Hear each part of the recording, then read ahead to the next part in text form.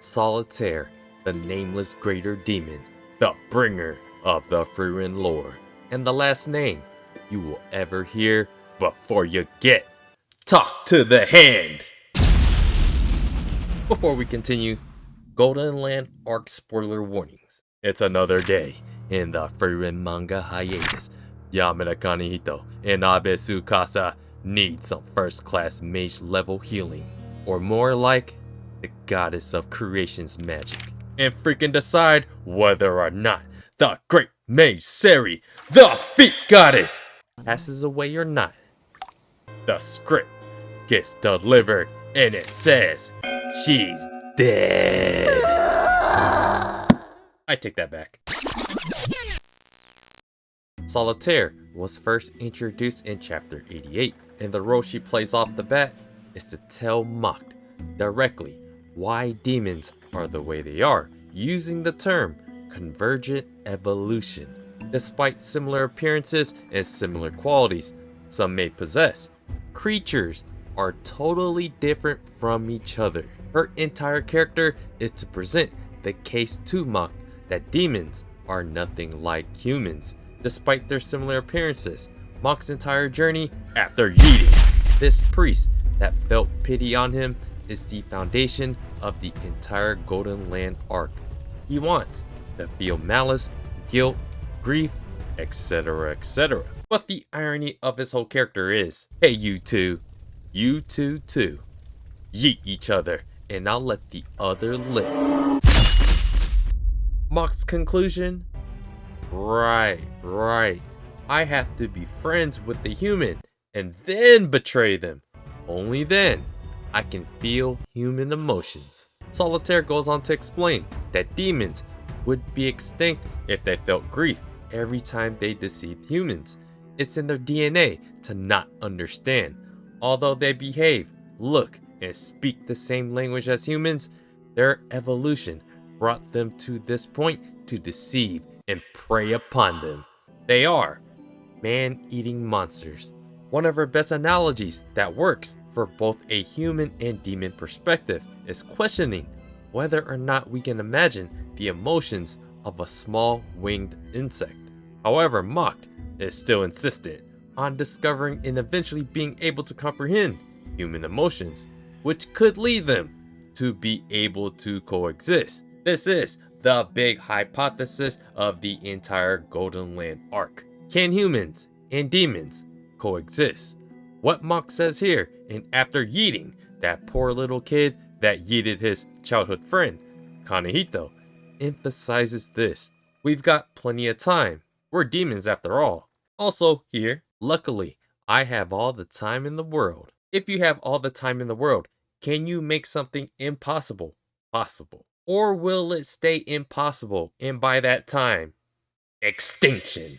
Which now presents the conflicting counter-argument that Kanehito also introduces within this arc, with the hero's party flashback against one of the 7 demon sages of destruction in Bowls the Immortal. It actually builds upon the fundamentals of what we already know about magic. We know that magic can make the unimaginable possible if you can truly imagine it in the world. That is how new spells are created in the world if you overcome mental barriers, or if the mental barriers even exist in the first place. Yubel is a perfect example of both of this that gets explored even deeper in the Foundation Festival arc. Please check out my Foundation Festival arc videos. There is the impossible argument that Solitar and even Frieren present in this flashback. Unlike Solitar's analogy that seems more concrete with the winged insect, Frieren's analogies involve cracking a walnut and breaking a diamond with your bare hands. These seem actually a little bit more realistic because it has to do with physical capabilities in this super magical world where there are guys like Himmel and Eisen around, but it is presented as something unimaginably impossible. Frieren even tries to call out Himmel that he did think that it was not possible, which now takes us to the hero's party predicament in the first place.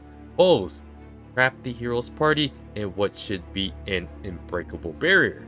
Frieren plays Debbie Downer and wants to give up, but a true leader and a hero like Himmel will not allow them to lose and to fight it out until the very end. Aizen steps up to the plate to say he can break a diamond with his bare hands. The reason why Kanehito likes using Hyther, cringing at Aizen, is in the fact that Aizen goes beyond the boundaries of what normal people think as possible.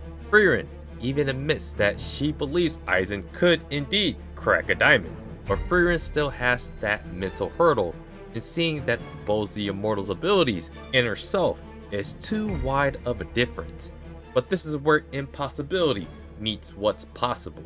This is where the crux of the entire argument is at its most contradictory and thought-provoking in questioning if Macht can develop human emotions and if coexistence can be possible between humans and demons. Once Frieren says she can't break both the Immortal's barrier, Himmel says, then let me help you picture it, that nothing is impossible in this world, and then proceeds to chip off a piece of Boz's barrier. Aizen is up next, which finally gives Frieren the confidence to at least try to analyze and break the barrier, referring to all three other Heroes Party members as monsters, because that is what humans call those that do unimaginable things like casting a spell that allows everyone to survive without food, water, or oxygen for at least 2 months. As we know what happened at the end, Frieren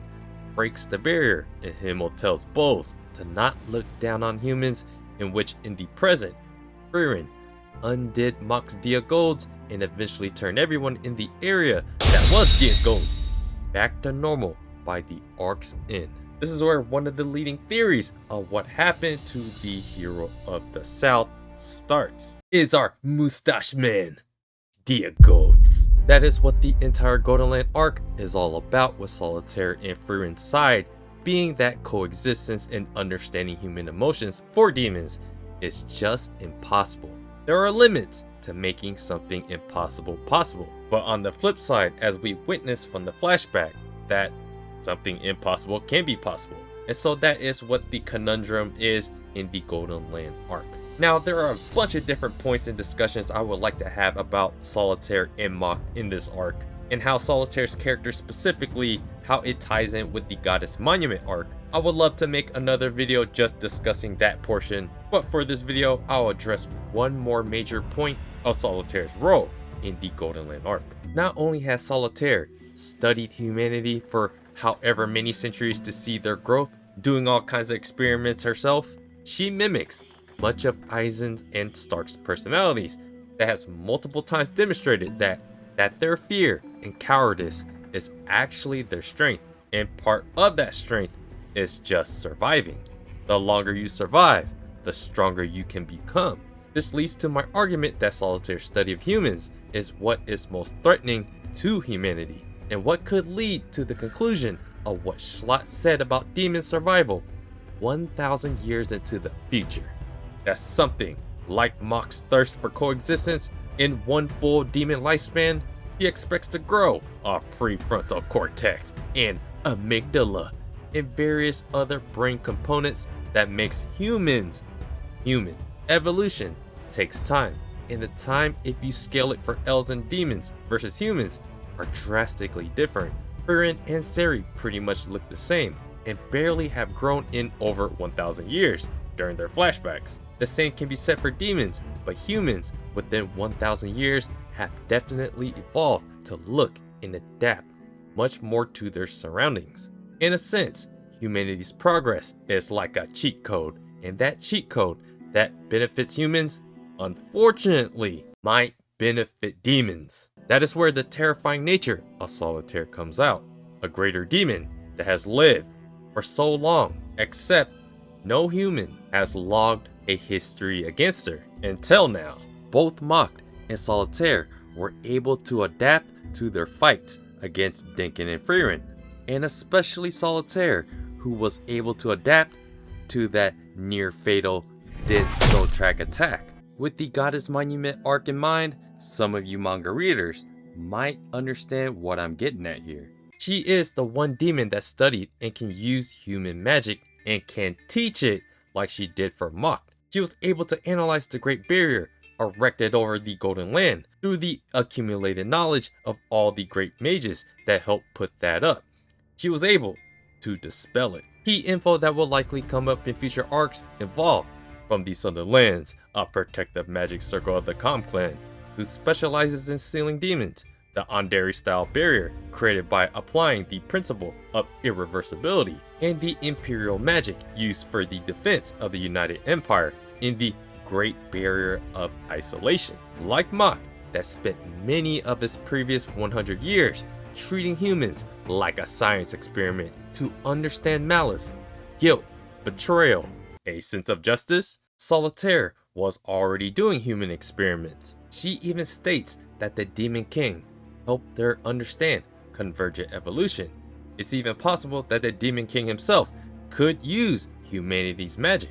Another hint at the Demon King's sensibilities and goals is the fact that Frieren said that the Demon King already tried to accomplish what Macht was trying to do in this goal for coexistence. It is what led humans to become only a third of its population at its peak, and what is leading to demon extinction due to the Great War against humans.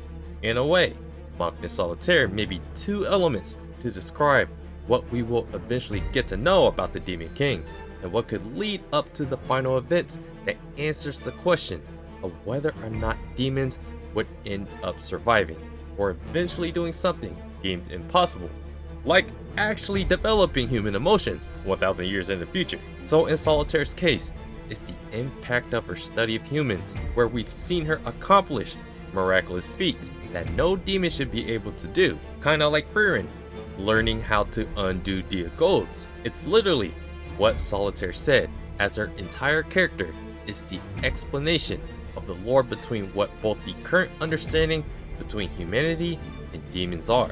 Ironically, it could be her knowledge about humans and the ability to learn about humans that could shape a world where demons survive and potentially thrive again. Could the knowledge of her entire existence of studying humans, being able to undo human magic, be the key for impossibility being possible for the demon race? So yeah guys, let me know what you guys think about Solitar's character. As long as we are in the Frieren Manga hiatus, I will continue to produce more Golden Land centric arc videos. So yeah, let me know what you guys think about Solitar's character, and I appreciate you guys watching, and I'll see you guys on the next video.